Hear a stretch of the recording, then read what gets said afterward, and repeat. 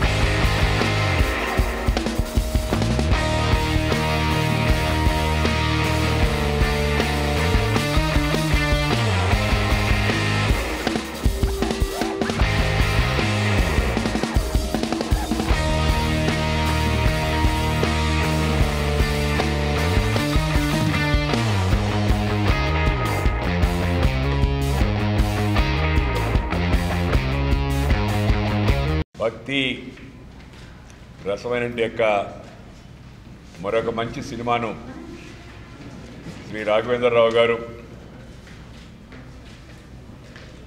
శ్రీ అక్కినేని నాగార్జున మనకు అందించారు.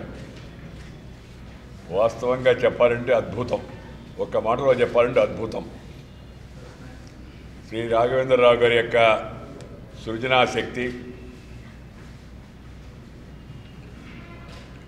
చిత్రం యొక్క రూపకల్పన రమణీయము, కమనీయము, భక్తి రసమైన యొక్క ఈ మహాద్భుతాన్ని సృష్టించి మనకు అందించి నేటి తరానికి నాటి పూర్వగాథను తెలుసుకునే యొక్క మంచి అవకాశాన్ని మహేష్ రెడ్డి కుటుంబం భక్తి రసమైన సినిమాలు చూస్తూ ఇలాంటి మంచి సినిమాను కూడా అందించడం చాలా సంతోషం.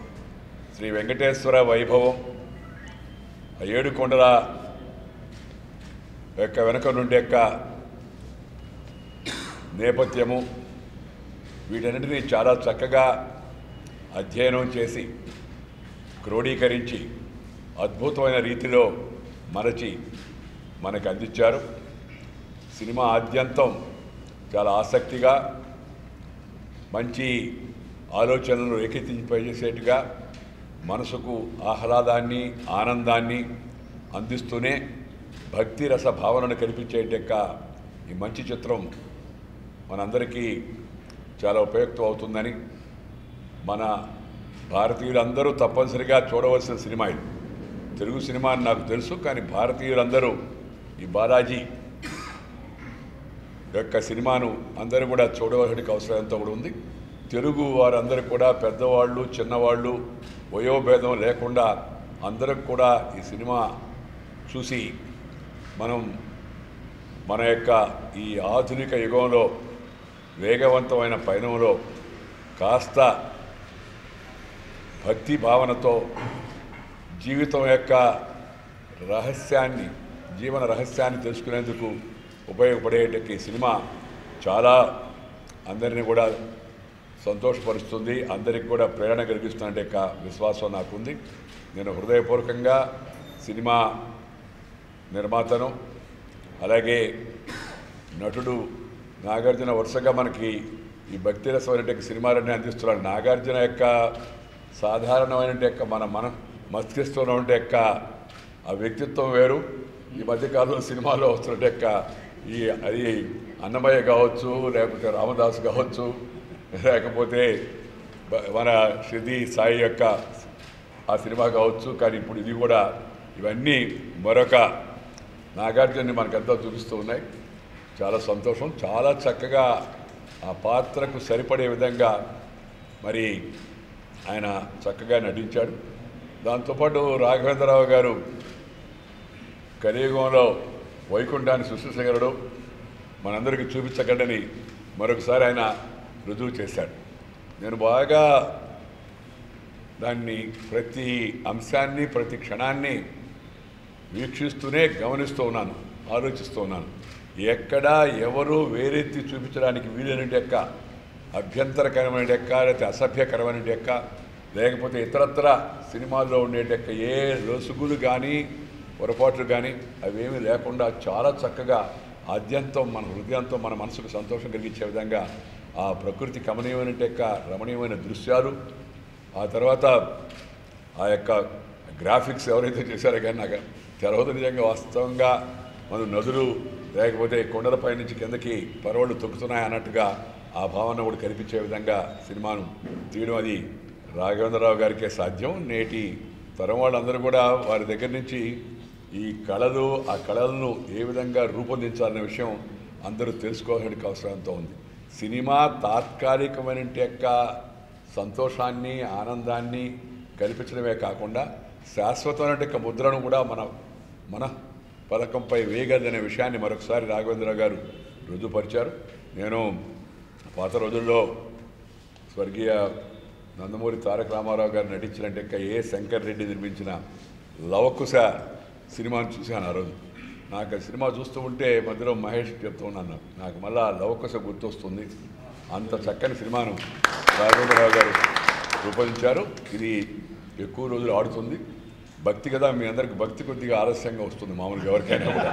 అలాగే సినిమా కూడా నిదానంగా పుంజుకొని ప్రజలకు హృదయాలు నాటుకొని ఆ తర్వాత మరి భాషాంతరం కూడా చెంది హిందీలో కూడా రూపొందింపజేస్తే దేశంలో ఉండే ప్రజలకు అందరికీ బాలాజీ అనే మాట తెలుసు, కానీ ఆ వెనక ఉండే నేపథ్యం ఆ ఇతివృత్తం మిగతా విషయాన్ని కూడా తెలుసుకునే అవకాశం లభిస్తుంది. కళాకారులకు సాంకేతిక పరంగా సినిమాను రూపొందించిన ఇతరులందరికీ చాలా చక్కగా అందరూ నటించారు. అమ్మాయి అనుష్క కూడా కానీ లేకపోతే ఇంకా నాకు ఆశ్చర్యకరమైన విషయం ఏంటంటే ఆ వెంకటేశ్వర స్వామి పాత్రకు మన పాత రోజుల్లో మనం ఎన్టీ రామారావు గారిని చూసిన తర్వాత ఇంకొకరిని అనుకోలేము మామూలుగా మనసులో. కానీ ఒక చక్కని నటుడిని సౌరభ్ జైన్ ఆ నటుడు మరి ఎలాగో గుర్తించి చాలా చక్కగా అతన్ని రూపొందింపజేసి అతని అభినయం కానీ ముఖవళికలు కానీ తీర్చిదిద్దిన తీరు కానీ అవి కూడా చాలా బాగున్నాయి. నటిగా అనుష్క కానీ అంతకుముందు కొద్దిసేపు నటించినప్పటికి కూడా ప్రజ్ఞా జైస్వాల్ భవానియా ఆ పాత్రలో, అలాగే ఈ మన జగపతి బాబు కూడా ఈ మధ్య నాకు జగపతి బాబు అంటే వ్యక్తిగతంగా చాలా ఇష్టం, కానీ ఈ మధ్య వరుసగా సినిమాలో విలన్గా నటిస్తూ ఉన్నాడు. విలన్కి అతని మొహానికి సరిపోదు, మనస్తత్వానికి సరిపోదు. కానీ దీంట్లో కేవలం విలన్ కాకుండా మానసిక పరివర్తన వచ్చినట్టు మంచి పాత్రను చూపించారు. అందరికి కూడా నా అభినందన. సార్ మీరు మాట్లాడితే దేశం అంతా మా డిపార్ట్మెంట్ చెందిన మినిస్టర్ మీరు మొన్న నేను చూసిన యూత్తో కొంత ఇంట్రాక్ట్ అయ్యాను. వాళ్ళందరూ అనేది ఏంటంటే వాళ్ళకి ఏం చెప్పానంటే మీరన్నట్టు ఆధునిక యుగంలో చాలా ఫాస్ట్ డెవలప్మెంట్, దేశాన్ని ముందు తీసుకెళ్ళడానికి బాగా చదువుకుంటున్నాడు, బాగా చేస్తున్నాడు. ఏ దేశానికి లేని పురాణాలు కానీ చరిత్రలు లిటరసీ సంపద కానీ మనకుంది. ఈ సంపదను కూడా along with your career next జనరేషన్కి పంచాల్సిన బాధ్యత మీకుంది అంటే వాళ్ళు సింపుల్గా ఒకటే చెప్పారండి. నిజంగా అంటే చూస్తే కానీ నాకు అర్థం కాలేదు ఇంత గొప్ప చరిత్ర అని. ఇది ఆల్రెడీ మా బుక్స్ చదవలేక ఏదో పాస్ అవ్వాలని ఈ గోల్లో ఉంటాం, కానీ పురాణాలన్నీ తీసి చదవటం చాలా కష్టంగా ఉంది. ఇలాంటి సినిమాలు కనుక తీస్తే 2 గంటల్లో మాకు చరిత్ర ఈజీగా అర్థమవుతుంది అని వాళ్ళు చెప్పినప్పుడు, మీరు ఇదే లాస్ట్ పిక్చర్ అని కొంతమంది అనుకుంటున్నారు, మీరు ఇటువంటి సినిమాలు తెస్తాను ఉంటారంటే నేనే తీయాలని లేదు, నేటి తరం డైరెక్టర్స్ కూడా, ఎందుకంటే ఆల్రెడీ స్క్రిప్ట్స్ ఉన్నాయి కదండి, వాళ్ళు కూడా బాగా తీయగలరు. సో మీ ద్వారా యువతకు కూడా ఒక message, along with your career ఈ ట్రాన్స్ఫర్ దిస్ అవర్ మన యొక్క సంస్కృతి సంప్రదాయ పురాణాలు ఇతిహాసాల్లో ఉన్న గొప్పతనం, ఇది కూడా బయోపిక్ లాంటిదే కదండి. అంటే మనిషి దేవుడే దిగి వచ్చే వచ్చినా కూడా ఆశ్చర్యపడవసరం లేదు అని చెప్పే చిత్రం అంటే యువతకు కూడా సంపద అంటే కేవలం భౌతికమైనది కాదు. కారు, ఫోను, ఇళ్ళు, లేకపోతే ఏసీ, లేకపోతే ఆభరణాలు అవే సంపద కాదు. ఆధ్యాత్మిక సంపద. మనసుని ఈ ఆభరణాలు ధరించిన దానికన్నా, ఈ పెద్ద పెద్ద కారులో వేగంగా పోయిన దానికన్నా, మంచి మంచి భోజనాలు చేసిన దానికన్నా ఈ ఆధ్యాత్మిక సంపద మరింత మనోవికాసాన్ని, ఉల్లాసాన్ని కలిగిస్తుంది. ప్రపంచం ఇవాళ భారతదేశం వైపు చూస్తుంది. ఎందుకంటే భారతదేశానికి ఆధ్యాత్మిక సంపద ఉంది, సంస్కృతి ఉంది. ఆది కాలం నుంచి, వేదకాలం నుంచి మన పూర్వీకులు జీవించి, అనుభవించి, రంగరించి మనకు అందించారు. చరిత్ర ఉంది, ఇతిహాసము ఉంది. అలాగే మన యొక్క పురాణాలు ఇవన్నీ కూడా మనకి అందించిన వారసత్వం అదే. అందుకని దాన్ని రాఘవేంద్రరావు గారు చెప్పారు, కొత్త తరం కూడా రూపొందించవచ్చు కానీ అని అంత సులభం కాదు. రాఘవేంద్రరావు గారిలో అద్భుతమైన యొక్క సృజనాత్మక శక్తి, కళా సృష్టి కల్పించే శక్తి ఉంది. దాన్ని ఇతరు కూడా తీసుకోవాల్సిన అవసరం ఉంది. రాఘవేంద్రరావు గారు ఇంకా ఇలాంటి సినిమాలు అనేకం చేస్తారని, చేసి మనకి మన యొక్క చరిత్రలో, మన ఇతిహాసాల్లో, మన పురాణాల్లో ఉన్నటువంటి ఇతర విషయాలు కూడా మరింతగా రాబోయే రోజుల్లో తెలియాలి. యువత ముఖ్యంగా మనం తెలుసుకోవాల్సింది, జీవితం వేగంగా పోతుంది, ప్రపంచం వేగంగా నడుస్తుంది. లిబరలైజేషను, ప్రైవేటైజేషను, గ్లోబలైజేషన్. బట్ ఆ వేగంతో పాటు మనసుకు శాంతి కన్నా అశాంతి కూడా పెరుగుతూ ఉంది, హింస పెరుగుతూ ఉంది, జుగుప్స వస్తుంది. అప్పుడప్పుడు సమాజంలో తాత్కాలికంగా ఆనందిస్తున్నారు, ఆ తర్వాత జుగుప్స వచ్చి ఒక రకమైన విరక్తి వస్తుంది. ఇలాంటి తరుణంలో మన మనసును ప్రశాంతంగా ఉంచాలి, మన జీవితానికి సరైన మార్గం చూపించాలంటే దానికి భక్తి మార్గం, ఆధ్యాత్మిక మార్గం.